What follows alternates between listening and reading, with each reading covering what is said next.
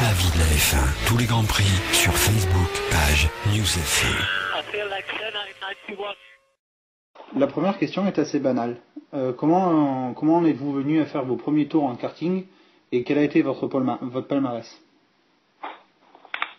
Écoutez, mon palmarès, vous le regardez sur mon site internet, c'est philippe.sref.com. Et par contre, pour vous répondre à votre première question, j'ai commencé le karting très jeune en voulant me construire au départ en ayant dans Spirou, qui est un journal pour enfants, un plan de karting à construire, je dirais, avec des roues et des moteurs de tondeuse à gazon. J'ai commencé à faire du karting dans le jardin de mes parents comme ça, et puis mon voisin, qui était René Arnaud à l'époque, qui était un peu plus âgé, mais qui faisait du karting de compétition, et son père, qui construisait des châssis de karting, m'a vendu mon premier karting de compétition, et j'ai commencé comme ça en minime. J'étais champion de la Ligue des Alpes de minime, champion cadet. Puis après j'ai arrêté pour passer mon bac, j'ai arrêté la compétition automobile pour le karting en particulier pour passer mon bac et devenir ingénieur dans l'automobile parce que je voulais travailler dans la Formule 1. Et de fil en aiguille, j'ai des lauréats de 2 écoles de pilotage, qui sont les écoles Jean-Pierre Beltoise à Letnon en 77, qui m'a permis de gagner une voiture pour faire la Coupe de l'Avenir, mais comme cette voiture ne me convenait pas, j'en ai construit une à l'école des arts et métiers pour gagner le championnat 77. Et j'ai ensuite gagné cette même année, à la fin de l'année, l'école de pilotage de Nogaro, donc qui m'a permis d'être volant motule et de débuter mon premier championnat de Formule Renault tout frais payé. En 1979, vous avez pris part au championnat de France Formule 3. Alors après, effectivement, avec Street Racing. En fait, 3000, j'ai voulu passer directement à la Formule 3 avec une Martini qui fait un moteur Renault comme celle d'Alain Prost qui courait à cette époque-là en Formule Renault. Et j'étais que vice-champion de France de Formule Renault derrière Alain Prost, donc j'étais obligé de refaire une saison, même 2 saisons de Formule 3 avant d'être champion de France en 81 et 4e du championnat d'Europe.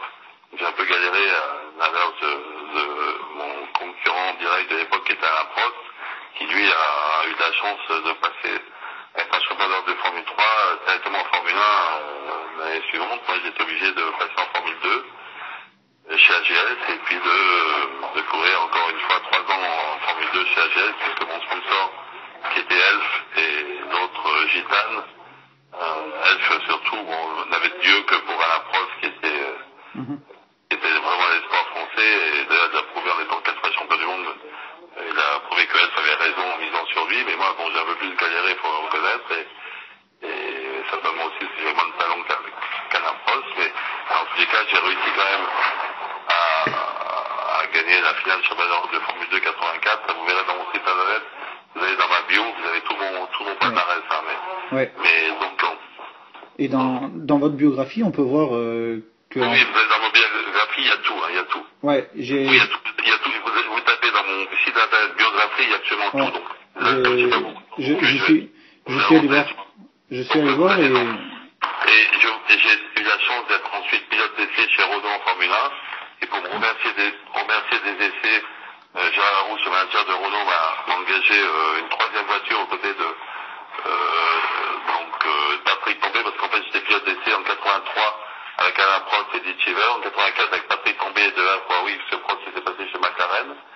Et donc en 84 j'ai eu la chance d'avoir une 3e voiture, ce qui est interdit maintenant, ce qui est idiot d'ailleurs je trouve, une 3e voiture engagée par Renault. Donc j'ai débuté bien parce que j'étais en 6e ligne à côté de Niki Lauda et mon premier Grand Prix. Et c'est là que j'ai été remarqué par Guy Ligier qui m'a engagé l'année après en 85 parce que son pilote Jacques Lafitte, 2e pilote Andrea De Cesaris qui a fait trop de voitures, et en plus Gérard Larousse, le manager de Renault, était passé directeur sportif de Ligier, il m'a conseillé de m'engager. C'est comme ça que j'ai été engagé chez Ligier, toujours avec le moteur Renault Turbo 85, et que j'ai eu la chance de faire mon premier podium en Australie, et ça m'a permis de signer ensuite un contrat de 2 ans avec Tyrrell. Une fois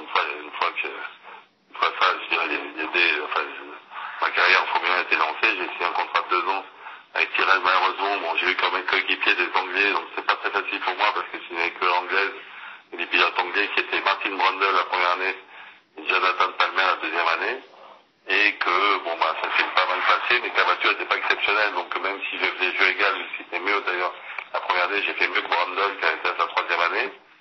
C'est Brundle qui est maintenant commentateur de la BBC sur la Formule 1. Exact. J'ai été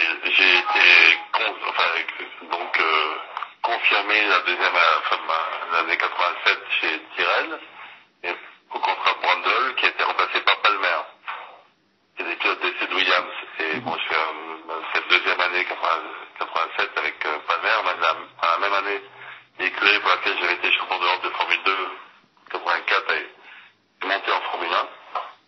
Je parle d'AGS, donc l'automobile confortée sportive qui est basée au Luc, près de Gonfaron, enfin le village de Gonfaron. Ouais. Donc voilà, et j'ai accepté un contrat de 2 ans, 88-89, pour revenir un peu dans cette famille, en Formule 1, mais en restant dans cette famille qui était l'écurie AGS, dans laquelle j'avais couru 3 ans en Formule 2, et en 88, ça s'est bien passé, on a mis une voiture au point qui marchait très très bien, et de bons résultats aux essais, mais malheureusement elle n'était pas fiable. C'est des moments où j'ai abandonné, comme au Grand Prix de Détroit aux États-Unis, où j'étais 6e, ou pire, au Grand Prix du Canada, où j'étais 4e, au Grand Prix de Monaco, où j'étais 5e, enfin, les voitures n'étaient pas très fiables. Donc j'ai re-signé l'année d'après en 89, et c'est malheureusement l'année où j'ai eu mon accident. Là, pour faire bref, non, putain, c'est à 20h, mais à 20h. Tu vois, c'est mon assistant qui me parle en même temps, alors c'est pas facile de vous parler. À 20h, tu mets à 20h, c'est ce soir à 20h, Isabelle. Oui, demain à 20h. Aujourd'hui à 20h. Excusez-moi, j'ai mon assistant qui demande un renseignement. Pas de problème. Donc, est-ce que vous avez une autre question? Parce que là, on va faire un peu vite, je vais demander de faire court, j'ai fait un peu long, mais comme ça, vous verrez, bon. Oui. Ça reprend tout un peu le cheminement de ma carrière du karting à la Formule 1. Et tout ce qui est de ma reconversion, après mon accident, c'est dans mon titre. Ouais, vous avez fait l'Elf Master de Bercy. Quel souvenir? Après, j'ai eu mon accident en 89, j'ai eu 3 ans de rééducation. Ouais. D'abord, comme Schumacher, malheureusement actuellement, de coma, même si ça n'a rien à voir avec le ski, bon, c'est pareil, le résultat, même j'étais en coma pendant 1 an. Et ensuite, j'ai eu 6 mois de réanimation, ensuite 6 mois de soins intensifs, donc je sais que la première année, c'était un peu galère. Après, j'ai eu 2 ans de rééducation, donc en tout, ça fait 3 ans d'hospitalisation de rééducation, pour recommencer à travailler en 92, à retourner à domicile. Si tu dis, Isabelle, je sais pas, c'est mon assistant de... T'as descendu le truc de Romain? Sur son bureau, je crois qu'il... Je te l'ai dit 3 fois. Ça fait 3 trop. Excusez-moi, c'est mon assistant me demande des trucs, j'ai déjà dit 3 fois. En tout cas, je suis un peu à la bourre. Je suis désolé, chaque fois je dis ça, mais évidemment, on va y arriver. Mais...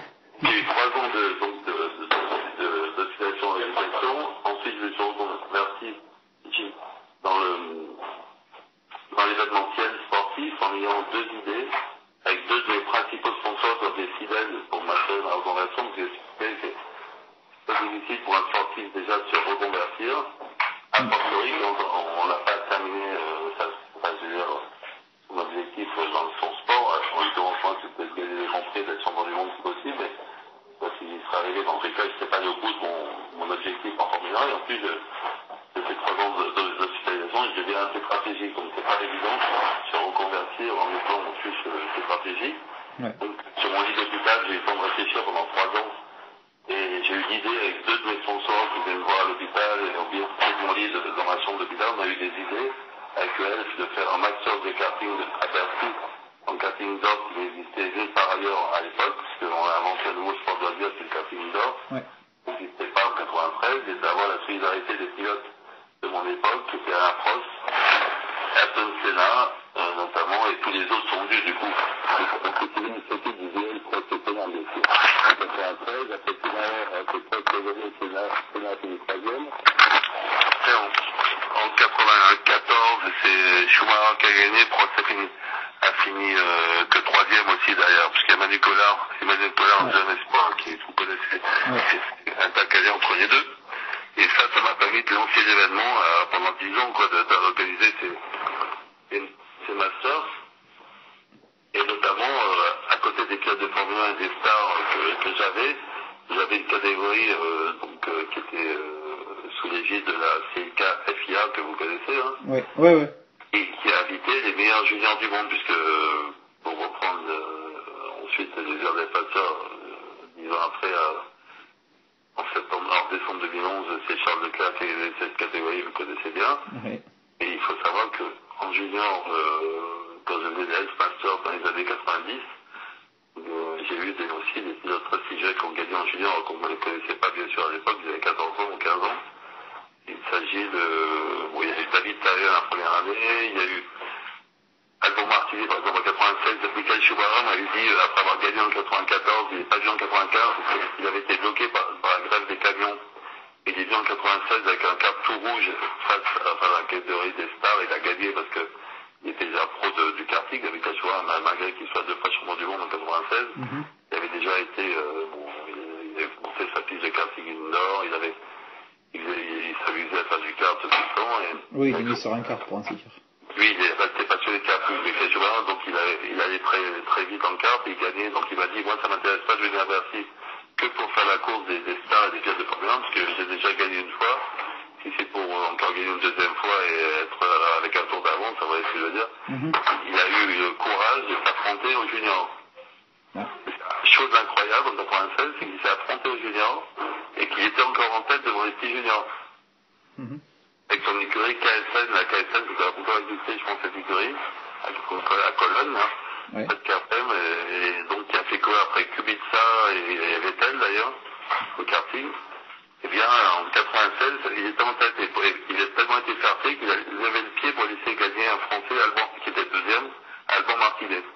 En 96. Après en 97, c'est Jenson Button qui a gagné, qui était champion de Formule Ford à l'époque. Non, qui était champion, qu'est-ce que je raconte, qui était champion de karting, champion d'Europe de karting. Et je confonds avec Davidson. Davidson était venu avec Azalistar en 97 en tant que champion de Formule Ford. Et Jenson Button, il était champion d'Europe de karting, et il a gagné Bercy en junior.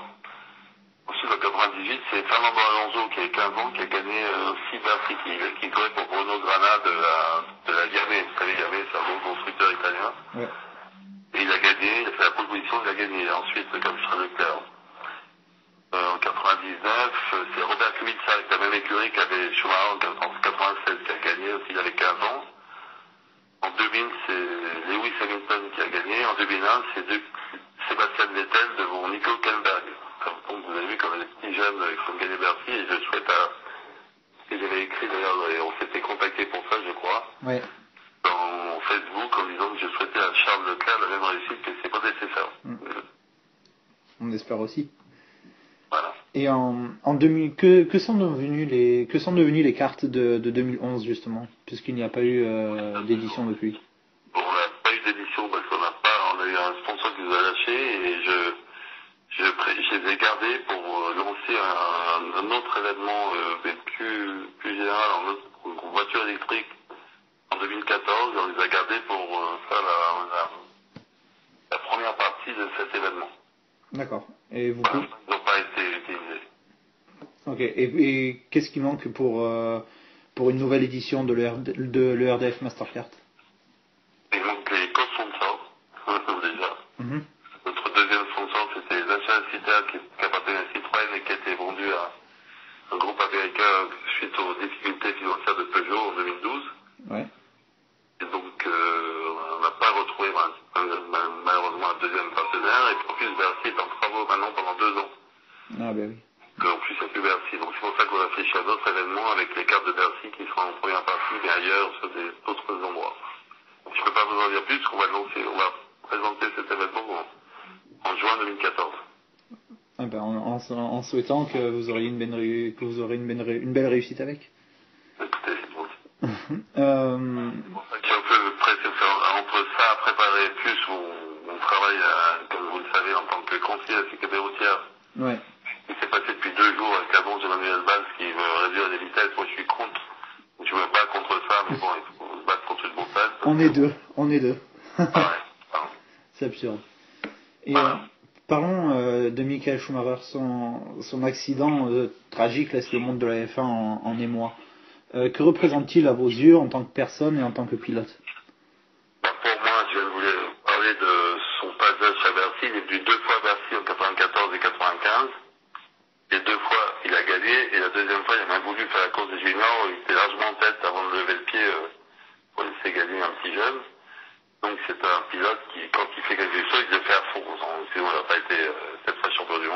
Oui. Moi, j'ai connu c'est tout début chez Sauber parce qu'il est arrivé chez Sauber dans le Junior Team Mercedes avec Franzen et Wenninger. Mm. Il était tout jeune, il avait 20 ans. Enfin. Et moi, je venais de courir, enfin, tout en étant pilote de Formule 1, j'avais fait deux courses exactement, avec Sauber Mercedes. À la demande de Jean-Louis Schlesser, qui voulait être champion du monde de cette écurie, qui n'était pas encore Mercedes à l'époque, c'était en 88. En 89, j'étais censé faire les 24 heures du Mans sur le retour de Mercedes au Mans, justement chez Sauber, et avec Jean-Louis Schlesser, mais malheureusement, j'ai eu mon accident en Formule 1 au Brésil le 15 mars, qui m'a empêché de faire bien sûr les 24 heures du Mans au mois de juin. J'ai regardé la télévision, ils ont gagné, enfin Mercedes, Sauber a gagné les 24 heures du Mans depuis 89. Alors que moi, j'avais fait une fois deuxième avec une rando, une fois troisième avec une pause, donc je peux dire que le 89 a été loin pour moi parce que non seulement j'ai eu un accident grave en Formule 1, mais en plus que j'ai raté l'édition des 24 heures que j'aurais pu éventuellement gagner. Hein. Ici, c'est facile avec Mercedes qui a gagné. Hein. Et donc j'ai connu à cette époque les petits jeunes arrivés chez Mercedes, donc je parle de Franzen, Wenninger et Schumacher. Déjà, Schumacher sortait du lot, donc déjà c'était un pilote exceptionnel face à Wenninger et Franzen. Quand il est monté à Spa en 92 dans une voiture, enfin dans une Jordan F1, à la place de Bertrand Gachot, il a fait un super début de Grand Prix, c'était en 4e ligne, il n'avait pas son premier Grand Prix. 7e, je crois.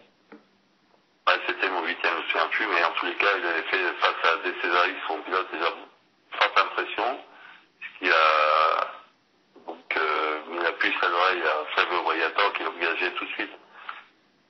La semaine d'après, la semaine d'après. Avec Benetton. Monza chez Benetton à la place du Brésilien Roberto Moreno, et tout de suite il a battu son coéquipier, triple champion du monde, Nelson Piquet, donc puis après on connaît la suite, il était champion du monde l'année d'après en 94 avec Benetton Ford, puis avec Benetton Renault en 95. Là, tu disais que c'était à Bercy entre deux, il avait gagné Bercy en 94, après son premier titre de champion du monde. Il est venu en 96, dans sa première année Ferrari, et j'avais fait un quart tout rouge. Il a gagné, je dirais, la Spencer, c'est en plus. Je disais, il était en tête de la course. Oui, il a fait exprès de faire. Donc, pour bien, puisque pour répondre à votre question, que ce soit en tant que pilote ou ensuite, après, chez Codoy, organisateur de Bercy, il a toujours fait les choses à fond, quoi. C'est un gars gagnant. Et que pour revenir à son accident, même si ça fait pas tout, je pense que déjà le fait d'être sportif de niveau, pas trop vieux, il a 45 ans, ça va lui aider à récupérer mieux, plus que la moyenne. Vous voyez, des gens qui ont un accident comme lui. Et après, je pense qu'il aura aussi la même hargne pour revenir dans la vie, même s'il a des séquelles, on ne sait pas, en fait, on peut pas justement, quels sont vos espoirs et quelles sont vos craintes, et peut-on dire que... Ce que je peux vous dire, c'est que malheureusement, j'étais à Grenoble chez mes parents, parce que mes parents habitent à 3 km du statut de Grenoble. Il a eu la première journée, il n'avait rien, il a fait une hémorragie cérébrale très grave, donc qui a obligé à 2 opérations le dimanche, puis après dans la nuit du lundi au samedi, du 30 au 31 décembre, pour résorber l'œdème. Le professeur commun que nous avons eu, qui moi m'a sauvé la vie, Gérard Fayon, vous le connaissez probablement, Gérard Fayon. Oui, qui ne le connaît pas. M'a dit que c'était très grave et très sérieux, donc maintenant on ne peut pas savoir, ils l'ont mis en coma artificiel pour qu'il récupère mieux. Ça fait 3 semaines que ça dure, et plus ça dure, moins c'est bon, quoi. Plus il y aura des séquelles, donc on ne peut pas savoir, hein, on peut pas. Moi je suis resté un mois c'est pas un bon exemple, parce que moi je suis resté un mois dans le coma artificiel comme ça, j'en suis ressorti tétraplégique, même si c'est un bon épinière, malheureusement le cerveau c'est un peu la même. Et problème, et qu'on en ressort handicapé, quoi, paralysé et hémiplégique. Enfin, moi, la moelle épinière, c'est paraplégique ou tétraplégique quand c'est cervical comme moi. Pour les lapins, lui, c'est le cerveau, on en ressort hémiplégique, c'est-à-dire un côté ou l'autre du corps. Paralysé d'un côté. En plus, lui, apparemment, c'est le côté où il perd la voix, en plus. Donc, mais on peut pas, il y a 4 solutions. Moi, je suis pas médecin, je veux pas non plus. Et pour l'instant, ils sont dans un état un peu critique parce qu'il n'est pas sorti du coma. Ils sont en train cette semaine de sortir du coma pour voir s'il reprend ses fonctions vitales, respiratoires, rénales, etc. Ensuite, ils verront les séquelles. Donc après les séquelles, malheureusement, les pires, ça peut être... enfin, d'abord, la pire qui puisse se passer, c'est qu'ils ne ressortent pas du coma. Ça aussi, encore, malheureusement, cette issue fatale qui peut lui arriver encore, hein, on ne sait jamais. Ensuite, qu'ils ressortent du coma et qu'ils soient handicapés d'un côté ou de l'autre, ou des 4 membres, et qu'il n'ait pas la voix, ça serait le pire. Ouais, c'est vrai. Et qu'ils ressortent handicapés, style Belmondo, où il peut marcher avec une canne en parlant difficilement, mais ça ferait 2 ans d'éducation qu'on le saura. Après, la meilleure chose qui puisse arriver, c'est qu'il y ait comme 50% des gens qui ont des problèmes comme ça, d'AVC ou de cerveau, récupèrent 100% de leur capacité. Donc voilà, on en est là, on ne sait pas. Et est-ce que la famille se sent confiante quant à une amélioration de son état de santé? Oui, Corinna, moi j'ai des contacts avec le médecin de Rafaillon. On ne peut pas être confiant quand on ne sait pas ce qui va se passer, donc ils sont traumatisés. En plus, son fils Nick, qui est champion de karting d'ailleurs. Il était là, il a tout vu. Il était là, en plus ses comptes de policiers l'ont interrogé, je ne sais pas pourquoi d'ailleurs. Les problèmes d'assurance, ils l'ont un peu choqué là. Ouais. Donc, pour l'instant, on ne sait pas. On ne va pas aller plus loin parce qu'on ne sait pas. D'accord. Et une dernière série de questions à propos de l'avenir de la Formule 1. Que pensez-vous des nouveaux duos de Red Bull, McLaren et Ferrari? Moi, ce que je pense, la Formule 1 rentre dans une phase en 2014 très intéressante parce que ça va dans le sens des événements que j'organise et de celui que j'ai organisé en particulier à partir de 2014. À savoir des points, ça va être 100% électrique, mais la Formule 1 petit à petit devient hybride. C'est un KERS qui est de plus en plus puissant. Ouais. Vous avez suivi ça avec des nouveaux moteurs, plus petits, thermiques et hybrides. Ça va être très très intéressant. Et quant au duo de pilotes, parce qu'on sent toujours en Formule 1, c'est sûr que Ricciardo, il n'a plus rien à prouver. Ça va être intéressant de voir sa confrontation avec Vettel. Ça va être intéressant de voir la confrontation si Alonso Raikkonen. Donc c'est vrai que c'est une saison 2014 qui s'annonce passionnante parce que c'est vrai qu'on ne sait pas si Ferrari va sortir du lot entre Alonso et Raikkonen. Ils sont tous les deux excellents. Vettel et Ricciardo aussi. Enfin, maintenant, je ne sais pas ce qui s'est passé chez McLaren avec Van Nussen. Je ne sais pas trop s'il a l'expérience pour rivaliser avec Vettel, je pense pas. Oui, il a l'air quand même très prometteur. En plus, McLaren sort d'une mauvaise passe, là, j'espère, c'est pas trop, je pense. Ouais. Bon, ça va se passer, tu suis. Que dire d'autre? Après, j'espère que Grosjean, oui, je pense, sera largement devant Maldonado. Oui, ça, normalement, il devrait y avoir aucun problème. Qu'est-ce qu'il y a d'autre sur l'écurie? Attendez, je sais plus qui. Il y a Mercedes, Mercedes, c'est le même duo qui peut se bagarrer et qui sont à méga. Les gens de karting, ils étaient coéquipés chez CRG, je sais pas si vous... Oui, je connais. Oui, c'était l'écurie à Max Verstappen cette année. Et en plus, sponsorisé par AMG et Mercedes, déjà. Ah. Et c'est drôle qu'ils se retrouvent en Formule 1 tous les deux. Je parle de Rosberg et d'Hamilton, aux écuries grises, aux mêmes couleurs, ils avaient leur carte était grise à l'époque. Enfin, voilà, donc après les autres écuries, c'est moins important. Oui, mais pour reprendre Ferrari, vous pensez que Raikkonen et Alonso pourraient s'entendre ou ça peut finir comme Prost et Senna, par exemple?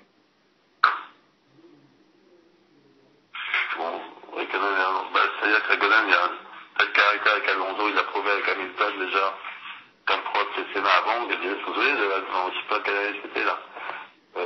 89, Hamilton chez McLaren, là, ça avait fait du... en 2007. Et donc, c'était un peu comme Prost, Senna à l'époque, et c'est vrai qu'Alonso, il n'a pas laissé faire, il est en plus depuis longtemps chez Ferrari.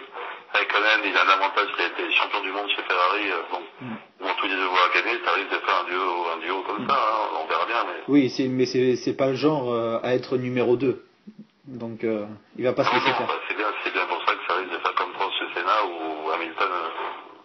Et Alonso en 2007. Voilà. Est-ce qu'on peut continuer cette interview? Excusez-moi de vous dire ça, mais là tout le monde m'attend là, pour partir. Là. J'aurais dû vous appeler avant parce que c'est vrai qu'entre-temps j'ai été invité à une campagne municipale de Ray, là où je dois aller. Le maire de Ray, du coup je suis un peu là-bas, tout le monde m'attend là. Donc est-ce que... J'ai juste une seule dernière question.